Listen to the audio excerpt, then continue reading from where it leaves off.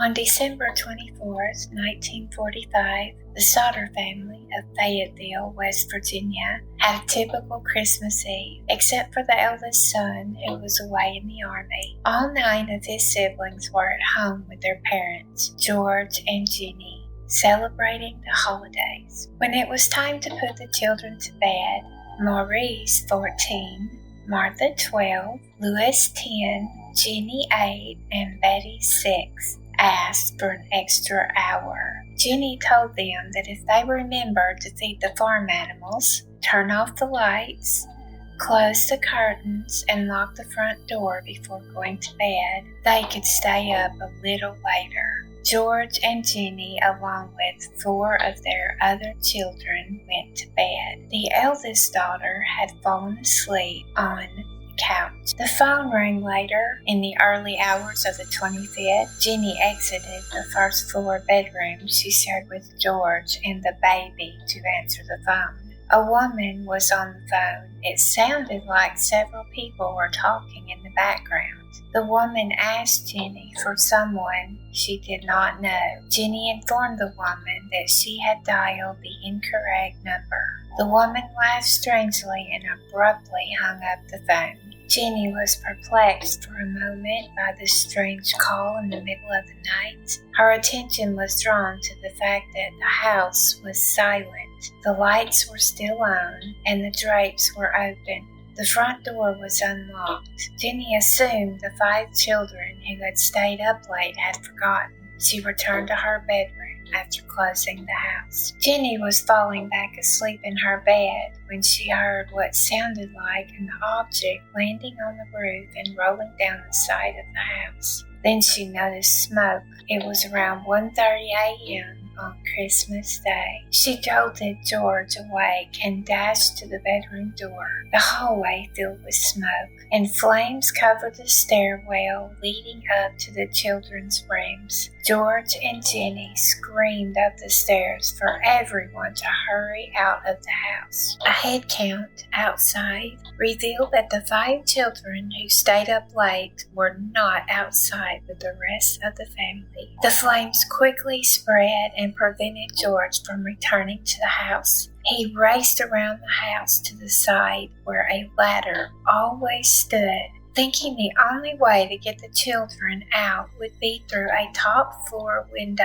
The ladder had vanished. Panicked, George thought that if he moved one of his trucks next to the side of the house, he could stand on top and help the 5 children out of the window. He dashed to one truck, then the other, only to discover that neither would start, although they had worked perfectly the day before. All George and Jenny and the 4 children who had managed to flee the house could do was watch the fire rage. The fire was fierce and consumed the house in less than an hour. Nothing but charred timbers, rubble, and the basement remained.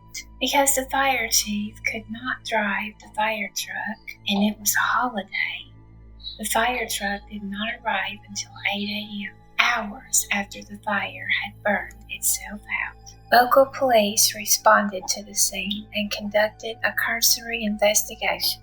The coroner was called, and it was determined that the 5 children had undoubtedly died in the fire, which was caused by faulty wiring. George and Jenny were unsatisfied with that explanation. They wanted an in-depth investigation to explain how, among other things, faulty wiring could have caused the fire when several lights were working perfectly during the actual fire. They suspected that there was more to be discovered and demanded answers. The answers that began to trickle in confirmed George and Jenny's suspicions. First, no human remains were discovered among the rubble. No one had noticed the odor of burning flesh during the fire. There were no skeletons found after sifting through the ashes. Jenny later learned from the crematorium that it took at least 2 hours to turn bones to ash at temperatures far higher than a house fire. The fire at the Sodder home had lasted less than an hour. The ashes did not contain any bone. It simply did not make sense. George and Jenny began gathering strange evidence that contradicted the explanation provided by the authorities. They came across a bus driver who claimed to have seen fireballs being thrown onto the roof of the house. Could this be the sound Jenny heard? A woman who was acquainted with the Sodders claimed to have seen the 5 children pass by in a strange car while the fire was raging. A waitress at a diner 50 miles west of Fayetteville recalled serving the 5 children breakfast on Christmas morning. She could not remember how many adults were with them. As word spread and photographs of the children were displayed in the area, a woman claimed to have seen 4 of the children with 4 adults at a hotel in South Carolina.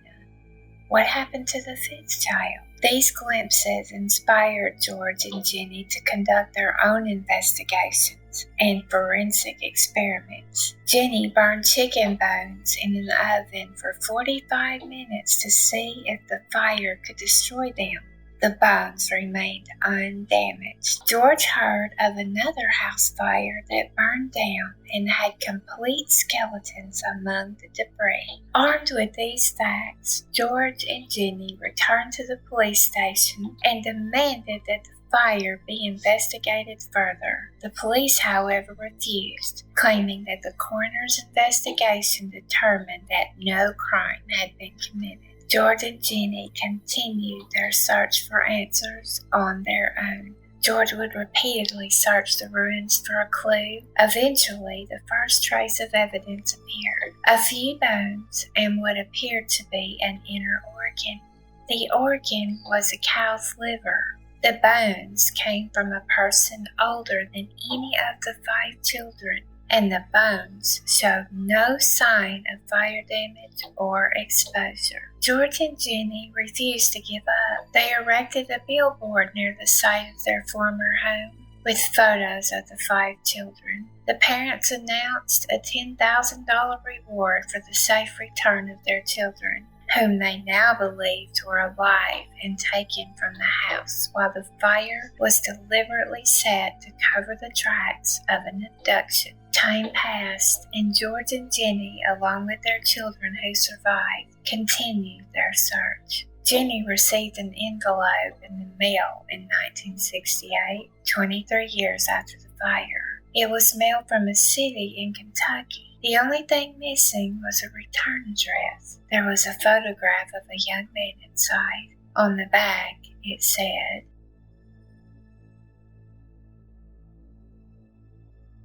Authorities thought it was a cruel hoax, but George and Jenny thought the photo looked exactly like Lewis as an adult. There were numerous parallels. They hired a private investigator to go to the city in Kentucky to find the sender of the photo or the young man himself. The investigator was never heard from again after leaving West Virginia with his fee. The 1968 photograph was the last piece of evidence discovered. George died in 1969, and Jenny died 20 years later. They couldn't believe their 5 beloved children were killed in that fire early one Christmas morning. The many mysteries contained in this story are difficult to unravel. Here are some examples of questions. Who was the lady on the phone? Was she somehow linked to the fire? Who took the ladder? Who threw the fireballs at the Sodder house that night? Do you think it was possibly Molotov cocktails being thrown? Whose bones were at the site years after the fire? And how did they get there? Who sent the photo in 1968? And who is the young man? What happened to the private investigator? Did he simply run away with the fee? Or did someone do away with him because of what he found? How did the cow's liver end up at the site? One of the most perplexing questions is how the alleged abduction occurred. Given that the eldest sister was sleeping on the living room couch and the parents were sleeping less than 20 feet away, how did the kidnappers get the 5 children out of the house? If a stranger or even someone known to the family, had entered the house and taken the 5 children away, at least one of them would have made a fuss. There is at least one possible scenario that would solve this particular puzzle. One of the chores assigned to the 2 boys was to care for the family's small herd of farm animals. It is possible that all 5 children left the house to do this chore. The 3 girls stayed to watch and were abducted once they were all out of the house. John Frederick Sodder was the eldest of the Sodders' surviving children. John lived a long life without knowing what became of his siblings. On November the 8th, 2001, he died. He was 78. John had a son who was named after him, John Michael Bear Sodder. His son was born in 1952. He passed away in 2019 at the age of 66. Joseph Samuel Joe Sodder was the other surviving son of the Sodders. Joseph passed in 2010 at the age of 85. He had one son, Joseph Samuel Sodder, who was also named after him. He was born in 1949 and sadly passed away in 2004 at the age of 54. Marion Sodder Crowder was the next surviving child of the Sodders. Mary passed away in 2005 at the age of 79. She was an artist. She was married, but she had no children. George Ted Sodder Jr. was the 4th surviving member of the Sodder family. He passed away in 2012 at the age of 83. George was married, but appears to have had no children. Sylvia Sodder Paxton was the 5th surviving member of the Sodder children. She passed away in 2021 at the age of 79. Sylvia did marry and had 2 children, one son and one daughter. At this date, both children are still alive and well. In 1950, the Sodders had their last child, Michael Sodder. Sadly, Michael only lived one day. The headstone reads 1951. However, the death certificate reads 1950. Many people are still trying to work out what happened in this disappearance. There are websites dedicated to this mysterious story on the internet. With each passing year, the chances of reaching a definitive conclusion become less likely. It is beautiful that the Sodder couple stayed together through all the hardships. Many couples' marriages cannot stand after such a tragedy. The Sodder family was strong, remained united, and stood as one. I love hearing what you all think in the comments. Tell me, what do you think happened? Maybe one of you can unravel this mystery.